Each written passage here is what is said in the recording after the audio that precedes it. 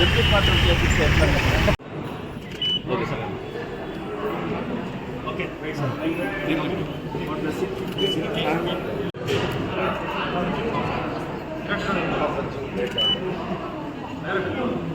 Year ಅತ್ಯಂತ ಪವಿತ್ರವಾಗಿರ್ತಕ್ಕಂಥ ಹಬ್ಬ ನಮ್ಮ ಕ್ರೈಸ್ತ ಸಹೋದರ ಸಹೋದರಿಯರಿಗೆ ಅವರ ಒಂದು ಸಂತೋಷದಲ್ಲಿ, ಅವರ ಒಂದು ಪ್ರಾರ್ಥನೆಯಲ್ಲಿ, ಅವರ ಒಂದು ಭಕ್ತಿಯಲ್ಲಿ ನನಗೂ ಕೂಡ ಒಂದು ಅವಕಾಶ ಕೊಟ್ಟು ನನ್ನನ್ನು ಅವರು ಆಹ್ವಾನ ಮಾಡಿದರು. ಇವತ್ತು ಯೇಸು ಪ್ರಭು, ಇವತ್ತು ಯೇಸು ಪ್ರಭುವಿನ ಜಯಂತಿ, ಕ್ರಿಸ್ಮಸ್ ಅನ್ನು, ಮತ್ತು ಈ ಪ್ರಭು ಎಲ್ಲಿಯಾದರೂ ಕೂಡ ಹುಟ್ಟಲಿಕ್ಕೆ ಅವಕಾಶ ಇತ್ತು. ಆದರೆ ಅವರು ಆಯ್ಕೆ ಮಾಡ್ಕೊಂಡಿದ್ದು ದನದ ಕೊಟ್ಟಿಗೆ. ದನದ ಕೊಟ್ಟಿಗೆ ಅಂದರೆ ಮಾತಾಡಲಿಕ್ಕೆ ಆಗದಿರ ಇರತಕ್ಕಂತಹ ಪ್ರಾಣಿಗಳ ಮಧ್ಯೆ ಅವ್ರ ಜನನ ಆಯಿತು. ಆದರೆ ಅವ್ರ ಜೀವನ ಇಡೀ ಮಾನವ ಕುಲಕ್ಕೆ ಸಂದೇಶವನ್ನು ಕೊಡು, ಪ್ರೀತಿಯನ್ನು ಹಂಚಿದರು. ಇದರಲ್ಲಿ ನಾವು ಮಾನವರು ಏನು ಅರ್ಥ ಮಾಡ್ಕೋಬೇಕು? ಪ್ರಾಣಿಗಳನ್ನು ಪ್ರೀತಿ ಮಾಡೋದು, ಬಡತನಕ್ಕೆ ಬಡವರ ಬಗ್ಗೆ ಕಾಳಜಿಯನ್ನು ಇಟ್ಕೊಳ್ಳೋದು, ಬಡವರ ಬಗ್ಗೆ ಅನುಕಂಪವನ್ನು ಇಟ್ಕೊಳ್ಳೋದು, ಪ್ರೀತಿಯನ್ನು ತೋರಿಸೋದು, ಪ್ರೀತಿಯನ್ನು ಹಂಚಿದಾಗ ಮಾತ್ರ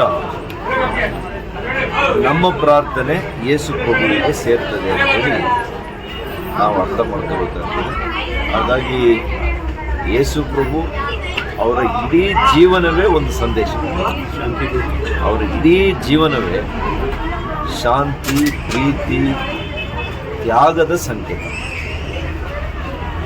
ನಮಗೆಲ್ಲ ಗೊತ್ತಿದೆ ಅವರನ್ನು ಅವತ್ತಿನ ಅಹಿಂಸೆ ಮೂಲಕ ಯಾವ ರೀತಿ ಮಾನವ ಪ್ರವೃತ್ತಿ ಅವತ್ತೂ ಕೂಡ ಇತ್ತು ಅನ್ನಲಿಕ್ಕೆ ಅಂತ ಯೇಸು ಪ್ರಭುವನ್ನು ಶಿಲುಬೆಗೆ ಏರಿಸ್ತಾರೆ.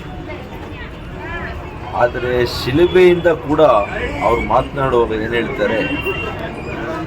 ದೇವರೇ ಅವರನ್ನು ಕ್ಷಮಿಸುವಂತ, ದೇವರೇ ಅವರನ್ನು ಕ್ಷಮಿಸು ಅಂತ ಒಂದು ತ್ಯಾಗದ ಯಾರು ಕೂಡ ಅರ್ಥ ಮಾಡ್ಕೊಂಡ್ರೆ ಯೇಸು ಪ್ರಭುವಿನಲ್ಲಿ ಯಾವ ರೀತಿಯ ತ್ಯಾಗ, ಆ ಅನುಕಂಪ ಮತ್ತು ಕ್ಷಮಿಸುವಂಥ ಗುಣ, ಇದೆಲ್ಲವೂ ಕೂಡ ಅದಕ್ಕೆ ಹೇಳಿದೆ. ಅವರ ಇಡೀ ಜೀವನವೇ ನಮಗೆ ಸಂದೇಶ, ಮಾನವ ಕುಲಕ್ಕೆ ಸಂದೇಶ. ಅವರ ಹಾಕಿಕೊಟ್ಟಂಥ ಮಾರ್ಗದಲ್ಲಿ ಅವರ ಎಷ್ಟು ಬಾರಿ ಅವರ ಹೆಸರನ್ನು ಹೇಳಿದ್ದೀವಿ ಅನ್ನೋದನ್ನು ಅವ್ರು ಕೇಳೋದಿಲ್ಲ. ಎಷ್ಟು ಪ್ರಾರ್ಥನೆ ಎಷ್ಟು ಬಾರಿ ನೀವು ಮಾಡ್ತಾ ಇದ್ದೀರಿ ಅಂತಲ್ಲ ಅವ್ರು ಮೆಚ್ಚೋದು. ಎಷ್ಟು ಬಡವರಿಗೆ ನಾವು ಸಹಾಯ ಮಾಡಿದ್ದೀವಿ, ಎಷ್ಟು ರೋಗಿಗಳಿಗೆ ನಾವು ಸಾಂತ್ವನವನ್ನಾಗಲಿ, ರೋಗಿಗಳಿಗೆ ಆರೈಕೆಯನ್ನು ಮಾಡಿದ್ದೇವೆ, ಕಷ್ಟದಲ್ಲಿರೋರಿಗೆ ಯಾವ ರೀತಿ ನಾವು ಅವ್ರಿಗೆ ಅನುಕೂಲ ಮಾಡಿಕೊಡ್ತೇವೆ. ಈ ಕೃತ್ಯಗಳಿದೆಯಲ್ಲ, ಈ ಕೃತಿಗಳು ಬಹುಶಃ ಇವತ್ತು ಯೇಸು ಪ್ರಭುವಿನ ಪ್ರಾರ್ಥನೆಯಾಗಿ ಅದು ಅವರ ಪಾದಕ್ಕೆ ಸೇರಿದೆ. ಹಾಗಾಗಿ ನಾವೆಲ್ಲ ಕೂಡ ಆ ದಾರಿಯಲ್ಲಿ ನಡಿಬೇಕು.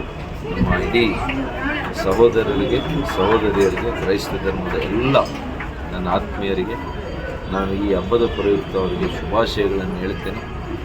ಯೇಸು ಪ್ರಭು ಅವರು ಏನು ನಂಬಿರ್ತಕ್ಕಂಥ ದೇವರು ಅವರಿಗೆ ಆಶೀರ್ವಾದವನ್ನು, ಸದಾ ಸಂತೋಷವನ್ನು, ಒಳ್ಳೆಯ ಆರೋಗ್ಯವನ್ನು, ಸಮೃದ್ಧಿಯನ್ನು, ಶಾಂತಿಯನ್ನು, ನೆಮ್ಮದಿಯನ್ನು ಇವರೆಲ್ಲ ಕುಟುಂಬಗಳಿಗೂ ದಯಪಾಲಿಸಲಿ ಅಂತೇಳಿ ಭಗವಂತನಲ್ಲಿ ನಾನು ಪ್ರಾರ್ಥನೆ ಹಿಂದೆ